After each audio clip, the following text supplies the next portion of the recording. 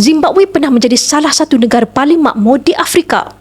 Namun sekitar tahun 2007 hingga 2009, negara ini mengalami hyperinflasi yang luar biasa dan pada kemuncaknya, kadar inflasi mencecah lebih 79 bilion peratus setahun.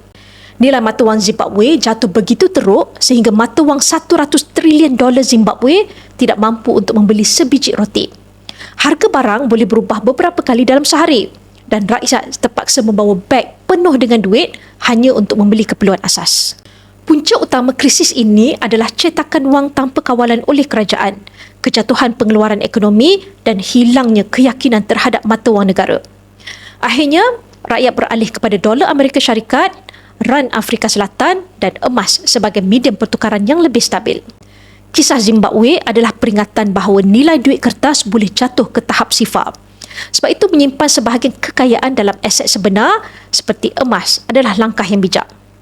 Emas tidak boleh dicetak sesuka hati. Nilainya diiktiraf di seluruh dunia dan terbukti menjadi pelindung kekayaan dalam krisis. Semoga perkongsian saya bermanfaat dan boleh follow saya untuk info lanjut tentang emas.